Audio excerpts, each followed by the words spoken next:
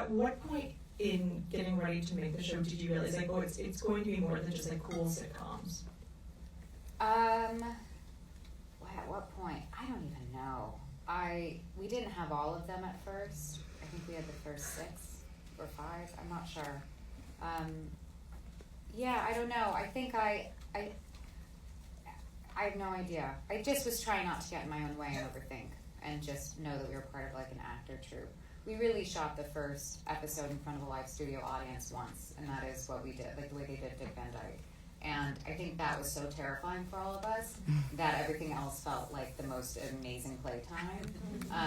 And so we were just kind of on a train that didn't stop moving until there was COVID, and we had a 3-month break, as did the world, and then we went back and just finished up. We had all the exteriors to finish up the last few episodes, and so I felt, yeah, it kind of, I don't know, it was this wild ride, and then the show, strangely, was really, and almost finished, was really reflective of living in this bubble that we all created for ourselves while living through a pandemic. So there's just something kismet that happened with that show that was a complete accident. I also love the fact that, like, yes, it's a superhero show, but it's so much about a magical superhero, but a woman's experience and her perspective on life. And I know that sort of stuff is very interesting and important to you as a performer. Is that, at what point did you realize, oh, this is really tapping into all this stuff that I like so much, maybe not even in the Marvel sphere normally? Well, I love what's the phrase I'm looking for? Oh gosh, Lizzie, come on. When you don't trust your lead character. Unreliable narrative. Yeah. I love an unreliable narrator, and that's why I love doing Love and Death so much. Like I love not necessarily trusting the protagonist, and that's always fun for me to know when we're creating doubt for an audience of this person's own perception of what's right or wrong, or what's real, what's not real. And so that was a fun gift to get to play with then the kind of like cliffhangers for the episodes. I did mention before that even while you're making these giant scale movies, indie film is very important to you. I told you beforehand, I loved His Three Daughters, and then seeing the clip, it reminded me why I loved it so much. But something like Ingrid Goes West, which is so funny, Very Good Girls, which is a film I loved when I saw it at Sundance, another Lizzie Olsen Sundance hit. Why was... I wouldn't call that movie a hit, but thank you. Sundance hit. Yeah, but it was got a lot of buzz at Sundance. Again, level, the snow low. Yeah. Why is it important to you to keep varying what you do and not necessarily just becoming a Marvel actress or like, a blockbuster franchise actress? I don't think being a blockbuster franchise actress sounds fulfilling, and I believe in endurance in this job, or in most jobs, and it's about growth, and it's about challenges and continuing curiosity. And I'm saying this really thinking about like any kind of field work, and I think the moment it feels like you're repeating something, I assume that becomes less interesting, and we become lazy, and I want to continue to be surprised and challenged, and sometimes it's frustrating. Right now we can't figure out how to, for the most part, make money from making film because of how it's all changed so much, and so it makes making movies that I really do love and want to have made, it's making it very challenging right now, so that's been frustrating. So trying to figure out then, like, either I don't really know how to help it because it's kind of just the situation everyone's in, but trying to then figure out then what can I do that still does feel like a challenge or fulfilling, and that ends up being kind of like pitching and trying to build your own possible work, and so that's been interesting, and also not fun, but because it's way more no's than you're used to, and I'm like really used to no's, as a lot of actors are, And so, but it's a whole new muscle that you have to develop, and I do like being a part of development. I love script analysis. I love adjusting edits for all scripts that I work on, if a director's and a writer's open to that. And yeah, so it's just about constantly evolving, I think, and kind of going with the changes of our world. Very rapid changes. Yeah, I think for every industry. We're all adjusting to a lot quite quickly in the last 15 years. I feel lucky though that I got to be a part, I also feel lucky that I didn't have social media when I started working. But I do feel lucky that I got to be a part of this kind of, these last moments of what independent film was, that probably shifted in 2013 or something. You're sort of beautifully teeing me up for what I want to talk about, which is, we saw that wonderful clip for Sorry for Your Loss, which was this beautiful Facebook Watch series. Yeah. That was the first time that you produced. Yeah. Tell us about the decision to start producing. Sometimes I feel like I hear from performers, it was inspired by a filmmaker or creator who really let you into the process and you loved it, or the opposite, you wanted to be let into the process and you weren't, and you wanted to make your own work. I know you got really immersed into the character, but just tell us about that decision, like, I'm also going to produce this. So it was around a time when I realized that I needed to probably be a bit pickier with my choices, because I wasn't being considered to work with certain filmmakers that I once was. And so what happened was I was sent a spec script, and with the producer and the writer, went like from the ground up. We pitched it, we got a team together, we grew it up together, we cast it together. I was in every stage of making that show. The Facebook thing was first of all to Showtime, and Showtime wanted to keep holding on to it, and so then Facebook just gave us 10 episodes, which doesn't happen that often, so we took it. And they don't even do scripted TV anymore. It was not their thing. and I think that was smart for them. They were very hard to kind of coach along the way of how to make it more visible as one of their first shows, or their first scripted show, actually. And the strategy there was I wanted to work with independent filmmakers on each episode, and I got to meet a lot of amazing independent filmmakers making that show, and one of them being Azazel Jacobs, who directed His Three Daughters, who's now a good friend of mine. But if it weren't for that show, he wouldn't have thought of me for His Three Daughters. And so it was quite a strategy, and it was about this idea of like trying to figure out how to create a pivot when you feel like you needed something. I needed one.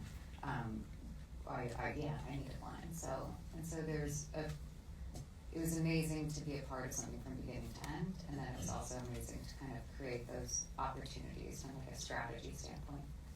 What's your favorite part about producing? You're talking about like being in the edit bay and working on the script, but is there something in particular that when you are getting ready to produce something, you like can't wait for this? I love being on set. Anytime I'm on set, I'm a happy person. And I think it's because I like problem solving, and I like advocating for people. And so I like trying to figure out where there's a missing connection and how people are communicating for a couple weeks ahead. Even when I'm not producing, I'm doing that. But I always warn ADs that I'm doing that before we work together. And I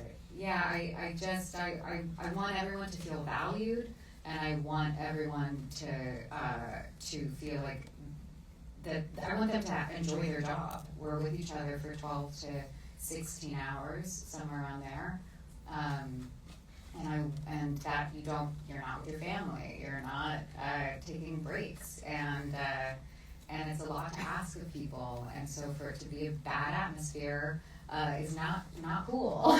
So I think when you are a producer, or even when you're not, and you are a lead actor, you are allowed to set the tone, and that is what I look forward to. I want people to get into arguments that are about how do we make it better. I don't want anyone having arguments about not feeling respected.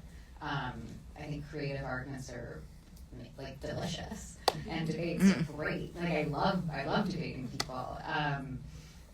But if you can only really do that in a healthy way with it coming from a place of respect, and so that's what I love most about it. when you're looking for other projects to produce, and maybe just to produce, what are you looking for right now? I look for things and try and create things that are reflecting our culture and society. I think the work that I've been most excited to see recently is doing that in really interesting ways. And whether it's like subversive, whether it's comedy, whether it's even through like the film assessment. I'm not producing, I produce that, but the film assessment, which is this like near future sci-fi, that's this kind of contained world. That felt very reflective of our society and culture and eternity in some ways too. I said in this Q&A last night after one of the screenings that I loved that David Frame's point of view of the afterlife was this kind of like nihilistic sell, just a continuation of the world we've built. But that kind of allows this kind of like unexciting love in a way, this kind of mundane love to be bigger than whatever the afterlife is. Well, so I want to do hands again for who saw Eternity last night. Okay, so most of you know what we're talking about. I really enjoyed it. I wasn't here last night. I saw it in the screening room. It was me and 3 other girls, and we laughed a lot. I think it's a great girl movie, but it's very creative and very romantic, and I love the world that David built. Yeah, it's like a giant convention hall. How did you first get involved in this, and at what point were you like, I want to star in it and I want to produce it? Oh gosh, how frank do I want to be? We're all friends. Is anyone writing about this? And that's what I read. Marla's like, just don't say anything you don't want to repeat it. It's my fatal flaw as a person. So I read the script and I thought it was really great. No one was attached to it. I met with David, and A24 was already involved, so I knew there was like some financing that wasn't going to be like too hard to get going. And I thought that if I ever were to do a romantic comedy, I wanted to do a romantic comedy as an 80-something-year-old woman. That felt right to me. And I loved the relationship between Joan and Larry. I thought, well, my husband absolutely will leave this world 90 years old choking on a pretzel. And I related to it. I loved it. I was charmed by it. And then it took a while to cast everything else. So I think about a year later is when we made it. And it was during the casting process and like sort of like legal stuff where sometimes you become a producer. I wasn't like really working. That's what I'm saying. I basically realized that in independent films, it's sometimes nice to become an executive producer so that you can help support the director. Sometimes you don't need to. Sometimes the director will be in a situation where they're trying to fight for something to be in the film or cast someone that they want in the film. And it is more helpful if you have that to kind of go advocate for them or support them in what they want.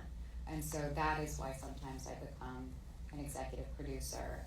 So I wouldn't say I produced it in the same way. I feel like I produce Sorry for Your Loss, where I'm like, involved in the sound mix. That's not what happened on this. But I mean, as you say, it's a level of advocacy. Like, I think if you walk into a room and you're like, no, I really want this thing that David also wants, people are going to listen. And I think that's very positive that you realize, or you hope that they're going to listen. They might listen, they might not agree, and that's fine. But I think it's as long, you usually sign on because you believe in a director's point of view, and so it is sometimes helpful if this is only their third feature. Like, you're not going to do that with like P.G. Anderson or whatever. But with David or with Fleur Fortuné, who I wish I had with Assessment, because I wish I could have been more of an advocate along the way in different stages. She made the movie that she wanted to make ultimately, and so that is nothing to do with it. That's not me reflecting on the outcome. But I do think that was her first feature, and I kind of realized then, like, oh, it would be really probably helpful for her if Alicia Vikander and I were also executive producers on it, just to support her more. We talk about you playing an 80-year-old woman. You're I used to say 90, and then I kept getting corrected that she's like 88 or something, but like, I don't really know. Jodie, your accent that you use in Yeah. this is really wonderful in the way you carry yourself. What was it like the first time that you found that character in your current form? Well, we were trying to figure out the kind of the duos of the times that Joan would have loved, and you kind of start with Shirley MacLaine and Jack Lemmon naturally, and then I just became obsessed with Anne Meara and Stiller, Jerry Stiller, and I just for whatever reason I just was like, I think it's them, but whatever that means for Miles and I, and so that was kind of the start. I wasn't trying to be I wasn't trying to do a thing of the fifth. I wasn't trying to do that, but I was trying to understand, whatever, that kind of scrappy New York, or whatever it is, Queens, woman, and so I kept thinking of Anne Meara, and so that's where it started, and it was really, really fun. And I think Miles also. We both, I've never been more charmed by him on screen. So I think he was so fun to watch in this film. Well, it's funny that we're kind of supposed to believe, and we do believe, Miles is a little schlubby.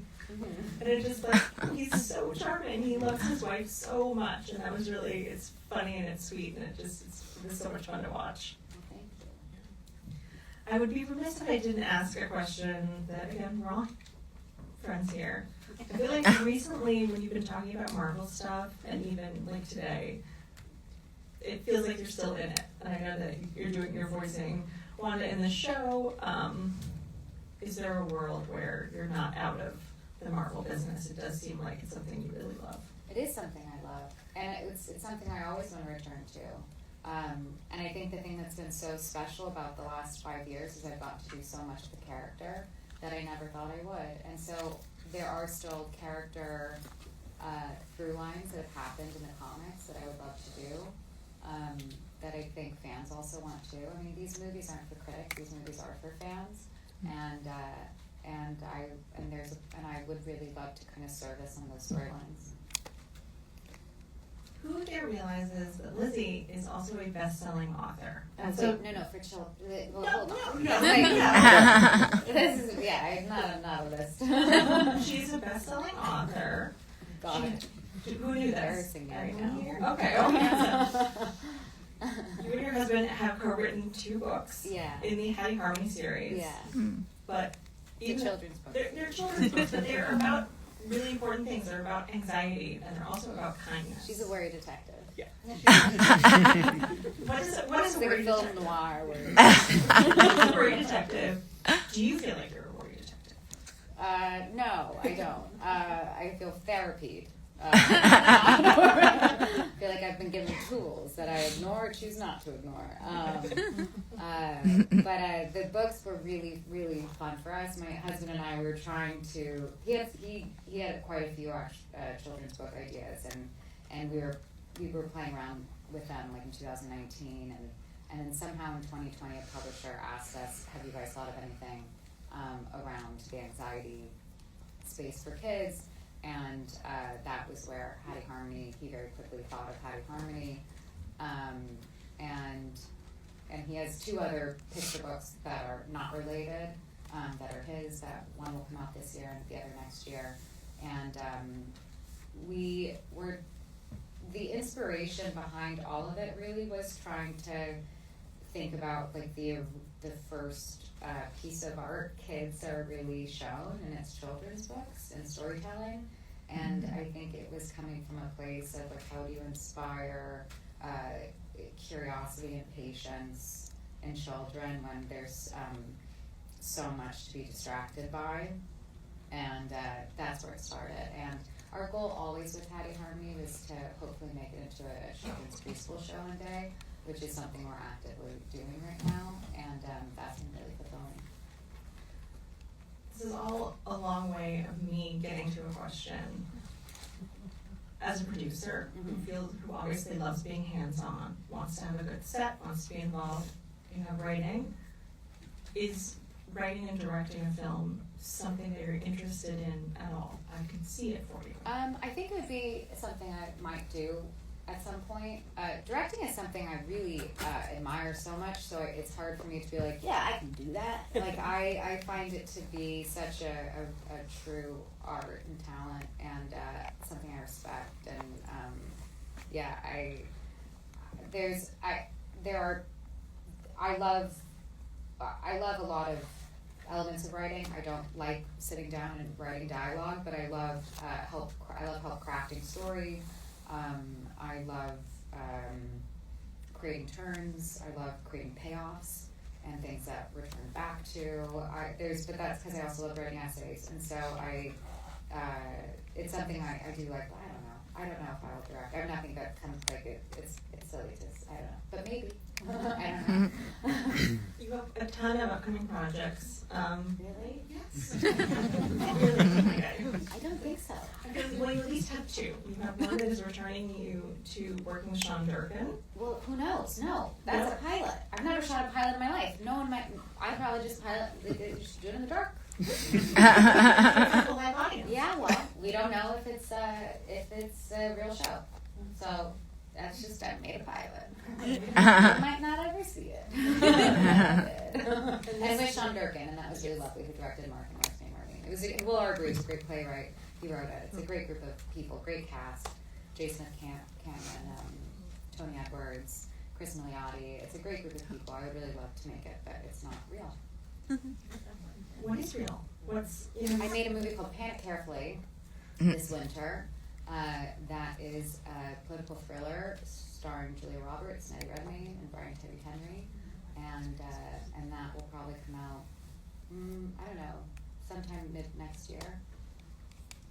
When you are in this sort of in between time, Yes. like this is coming out. I don't know if this is actually going to happen. Yeah, it's called Dark Hole. What do you do during that time? Well, I pitch a lot of things, and I try and help filmmakers find money to make movies, and that's it. I'm trying to build, I guess.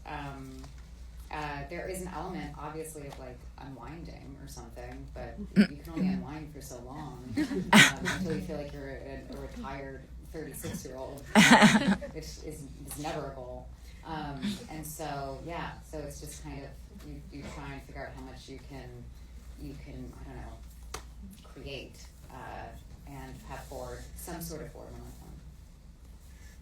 Are you someone who goes to the movies? Or Yes, okay. all the time. What were the last few movies that you've seen that you loved? I saw one battle after the other, after another, one battle after another, 2 days ago in New York, and I adored it. But you mentioned PTA earlier, so I was like, oh, she's seen one. Yeah, it was fresh in mind. Yeah, I watch I basically I don't like leaving neighborhoods and working in Los Angeles because it's kind of the point of Los Angeles is you don't leave where you live. It's why it's a dark hole. And but I do to go see movies, and that's how I kind of travel around LA is doing that. I think we have time. You guys are like, no, we don't. We signed up for 45 We have 10 minutes. Okay. Sorry. So we're going to be able to take a few questions from the audience. I don't think we have a mic, so just if I point you out, no pressure. you can stand up and I'll point you. Or no pressure. You guys don't have any questions, guys. Lady right here. Yeah. Hi. Thank you for everything you've done. And I wonder, is there a character or the characters in literature and books that you've read that you bring to the screen? That's a great question. Want me to repeat it? Sure. She wanted to know if there are any characters in literature that Lizzie Haseen wants to bring to the screen, which is great. George and Martha, who's played Virginia Woolf, is something I've never been interested in playing Honey, so I haven't. But I would love to play Martha one day. That's something that's really important to me. Long Day's Journey is also another role that's really near to my own character I'd love to play. And so those are the first two that come to mind. Yeah. This gentleman right here. I know you just talked about storylines in the MCU in the comics that you would love to do eventually, maybe. Is there a specific one? Because I know in one interview you talked about Wanda going crazy and having children and doing all that, and then she actually did. So is there anything in particular you have in mind, like something like House of M or anything that you would love to do? That's exactly what it is, actually. That's what you would. Is what I would love to do with Martha. But Okay. I think we'd have to figure out how to almost do it in reverse because 'Cause she'd she have says to- no more mutants. That's true. And Yeah, we and don't then have mutants yet in the Marvel true, world, but they're so trying we to need like something. get the mutants now with everything in the Yeah. MCU. But I mean, you'd have to come back first I'd as have your to character. first come back to life. Of course, yeah. But that is Okay. that is the storyline that I love so much in the comic that I love so much for her. Okay. Yeah. Perfect. Thank you. Yeah. This thing right here. Speaking of your theater experience, do you have a preference between Stanislavski or Meisner? Do you have a preference? Yeah. Well, that's about like just like acting. Yeah, what do you find that you, I don't know, that you lean towards? So the thing that I loved about doing the Stanislavski in Russia is that it's something that continued in time. They didn't freeze it. Yeah. They continue it, and so the teachers there believe that they're experts enough to continue the forward motion of it. So I actually really enjoyed that. Whereas the Meisner stuff felt very imperialistic or something when I did it. And but what I do love about Meisner is like the constant attention you have to be putting on someone else and not on yourself. Whereas Stanislavski, it's more selfish. Yeah. But there's a balance, and I think I had a teacher in Russia who told me, you should feel like you're allowed to take up space. And I'm so of the mind of like always putting everything on everyone else I'm working with, because it's more fun for me to try and like do that with someone. But I think there is a balance between both that's valuable. And right next to Just a part B on that, Mhm. having studied so many different crafts and processes, do you believe in process to curate your own, or are there cornerstones that you rely on? Is it different every time? I think with process for me, it's different every time, yet it largely is like voice and physical. I think the longer as I'm continuing, that's I have a really hard time as myself. I don't feel free in a character that's more like me, and I'd like to actually be better at that, but it's really hard.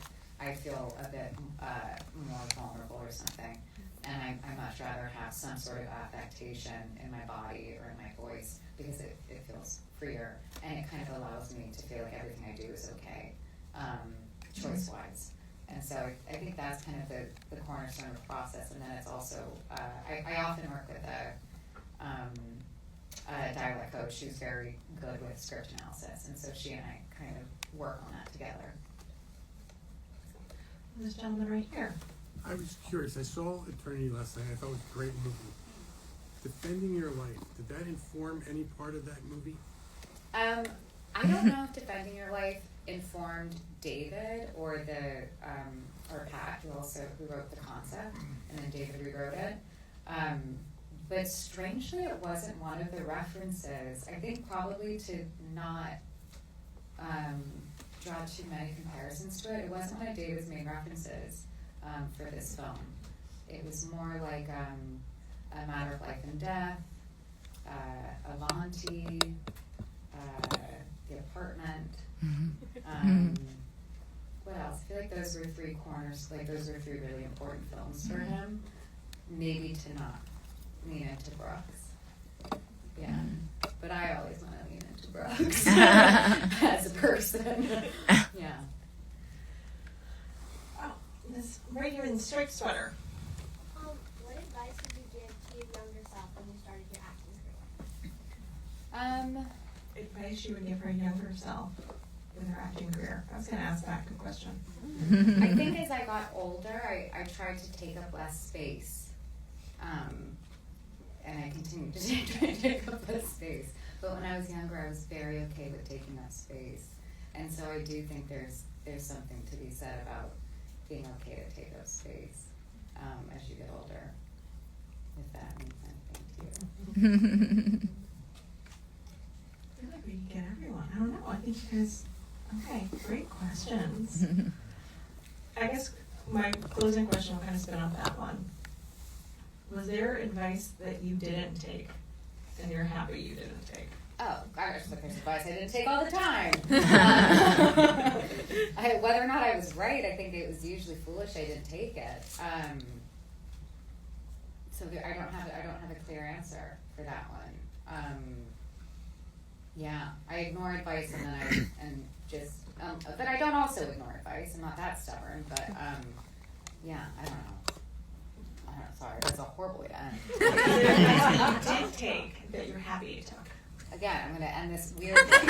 Someone told me, some advice that someone told me, I don't know, I'm really sorry. I'm bad with the advice game. Every time someone asks me that, I really don't know how to answer it, and I get so uncomfortable. Well, Lucy, it's your talk. How do you want to? I just want to end by thanking everyone. I mean, I find it so annoying to hear my voice talk for an hour. So I appreciate you all being here and sticking with it. It was a long chat, but I do appreciate you guys coming out on a beautiful, beautiful, beautiful, beautiful Saturday. So I hope you enjoy the rest of your day today. Yes.